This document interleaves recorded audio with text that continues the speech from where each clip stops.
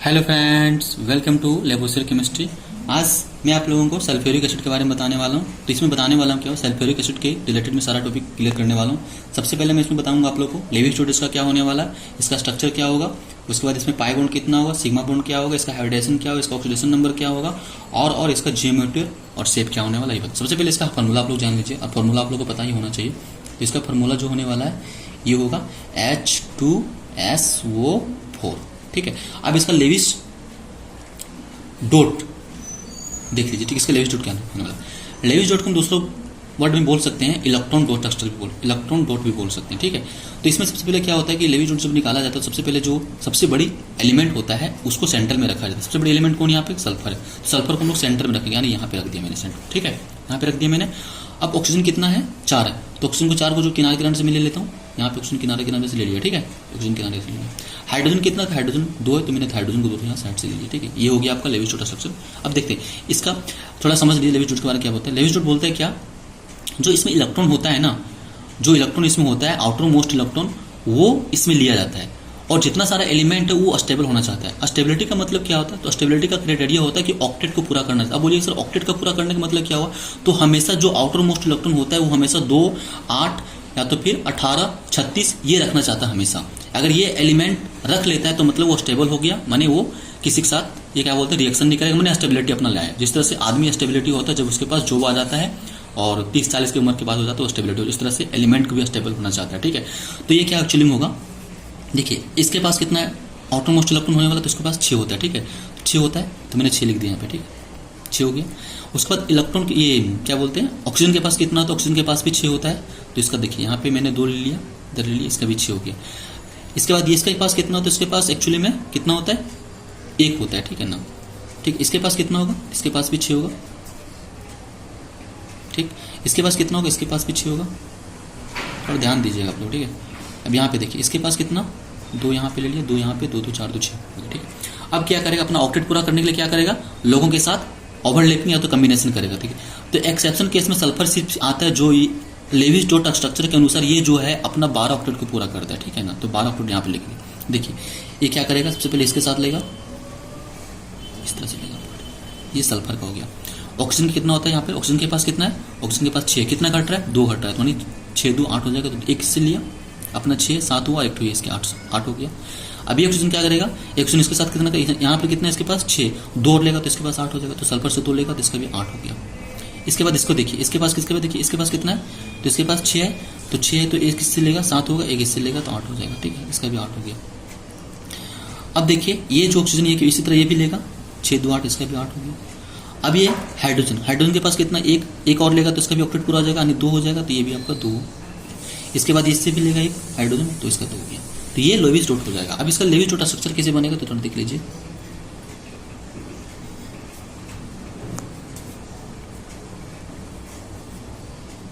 इसका कैसे Levi's dot बनेगा, देखिए थोड़ा देखिए कैसे बनेगा। तो इसमें बस सेंट्रल एटम में सल्फर ही रहेगा, ऑक्सीजन के साथ डबल बॉन्ड बनाएगा, डबल बॉन्ड मैंने लिख दिया। इसके साथ कितने डबल, इसका डबल बॉन्ड लिख दिया। इसके साथ OH इस तरह बना रहा है, OH। ये हो गया आपका इसका लेविस डॉट स्ट्रक्चर। ठीक है, अब इसके पाई बॉन्ड कितना होगा, सिग्मा बॉन्ड भी देख लीजिए। तो मैंने ऑलरेडी आप लोगों को बता चुका हूँ कि पाई बॉन्ड जो होता है वो सिंगल बॉन्ड कहलाता है और सिग्मा बॉन्ड जो होता है वो डबल बॉन्ड या ट्रिपल बॉन्ड में। अगर ट्रिपल बॉन्ड रहेगा तो उसमें 2 पाई रहेगा, 1 सिग्मा रहेगा। और अगर आपका डबल बॉन्ड रहेगा तो उसमें 1 सिग्मा 1 पाई बॉन्ड रहेगा। देखिए ये सब क्या, सब ये सब पाई सिंगल बॉन्ड। तो कितना, 1 2 3 4 5 6 हो गया। अब पाई बॉन्ड कितना होगा, देखिए 1 पाई 1 सिग्मा, तो 1 2, ये फिर 2 सिर्फ आ जाएगा।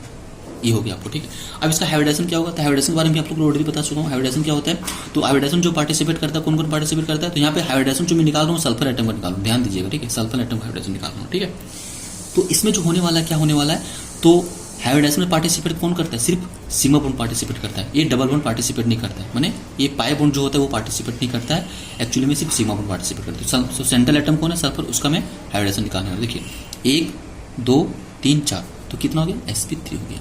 तो ये इसका हाइब्रिडेशन होने वाला है। ठीक है, अब इसका जो जियोमेट्री शेप होता है वो थोड़ा देख लीजिए। जियोमेट्री शेप क्या होने वाला है ये देख लीजिए।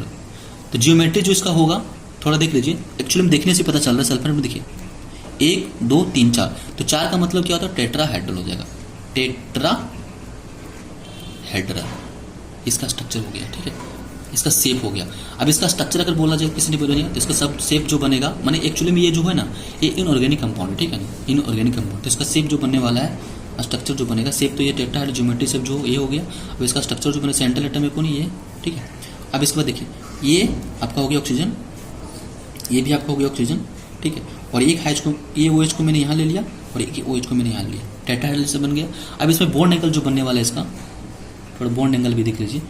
तो बॉन्ड एंगल जो इसमें आपका बनेगा वो कितना बनेगा, 109 डिग्री 8 मिनट, ठीक है, 109 डिग्री 8 मिनट, ये कुछ नहीं है, 109 डिग्री 8 मिनट, ये मिनट का साइन तो डिग्री का साइन होता है, 109 डिग्री 8 मिनट हो जाएगा। सॉरी 109 डिग्री 28 मिनट, सॉरी मैं लिख रहा हूँ, बोल रहा हूँ कुछ, ठीक है। ये मिनट का साइन एक से डबल कर देगा तो सिंगल, डबल कर दीजिएगा तो हो जाएगा सेकंड। तो आपको समझ में आ गया। इसका लेविस डॉट मैंने बता दिया, लेविस स्ट्रक्चर बता दिया, इसका पाई बॉन्ड सिग्मा बॉन्ड क्या होता है ये बता, हाइब्रिडाइजेशन बता, ज्योमेट्री बता, सब बता दिया। अब बच रहा है इसका क्या, ऑक्सीडेशन नंबर। ऑक्सीडेशन नंबर भी देख लीजिए क्यों से, ऑक्सीडेशन नंबर इसको देख लीजिए। तो इसका ऑक्सीडेशन नंबर हो गया। ऑक्सीडेशन नंबर के बारे में आपको पता है ना, इसे हम H2SO4 पर निकालता हूँ, ठीक है। तो इसमें जो सबसे बड़ा एलिमेंट रहेगा उसको सेंटर माने उसी को निकालना पड़ेगा। तो यहाँ पे सल्फर है तो सल्फर को हम निकालेंगे, तो सल्फर हम लोग क्या मान लेंगे, X मान लेंगे, ठीक। सल्फर क्या मान लेंगे, X। इसका ऑक्सीडेशन नंबर क्या मान लेंगे, X, तो निकल जाएगा। देखिए हाइड्रोजन कितना होता है, हाइड्रोजन का 1 होता है, तो 1 × 2 प्लस यहाँ पे कितना X प्लस ऑक्सीजन कितना होता है, ऑक्सीजन का होता है -2, कितना है 4, तो 4 से गुना कर देंगे, ठीक है। अब इसमें देखिए चार्ज वगैरह नहीं है तो इसलिए 0 रखेंगे हम लोग, ठीक है। अब यहाँ से निकालिए, ये कितना हो जाएगा 2, ये कितना हो जाएगा X, और ये कितना होगा -8 हो जाएगा, बराबर 0। इसको कैलकुलेशन कीजिएगा तो बराबर 6 आ जाएगा। आई होप आप लोगों को समझ में आ गया। तो इसका आंसर जो होने वाला है X बराबर 6। तो इस तरह से आप लोग को ऑक्सीडेशन नंबर पता चल गया, इसका कितना हो जाएगा 6 हो जाएगा। तो इसका ऑक्सीडेशन नंबर 6 हो गया। तो मैंने कितना चीज़ के बारे में बताया, सबसे पहले मैंने बताया फॉर्मूला इसका, लेविस डॉट बताया मैंने उसका, फिर लेविस डॉट स्ट्रक्चर क्या होता है उसके बारे में मैंने बताया, फिर उसको इसमें पाई बॉन्ड कितना होगा वो बताया, सिग्मा बॉन्ड कितना तो वो बताया, हाइब्रिडाइजेशन क्या होता है वो बताया, बॉन्ड एंगल क्या होगा उसको बताया, ज्योमेट्री इसका क्या होगा वो बताया, उसके बाद इसका ऑक्सीडेशन नंबर क्या होगा वो मैंने बताया। तो आई होप आप लोग को सल्फ्यूरिक एसिड के बारे में डिटेल पूर्वक समझ में आया होगा कि क्या सल्फ्यूरिक एसिड क्या है, क्या इसका बनने वाला है, सारी चीज मैंने बताया। एक बात और याद रखना कि सल्फ्यूरिक एसिड जो होता है इनऑर्गेनिक कंपाउंड होता है, ऑर्गेनिक कंपाउंड नहीं होता। ऑर्गेनिक कंपाउंड क्यों नहीं होता, कि इसमें ये कार्बन कंटेनिंग कंपाउंड नहीं है, इसमें कार्बन कंटेनिंग कंपाउंड कहीं पे है क्या, नहीं, इसलिए हम लोग क्या बोलेंगे, इसको इनऑर्गेनिक कंपाउंड बोलेंगे। आई होप लोग को समझ में आया होगा।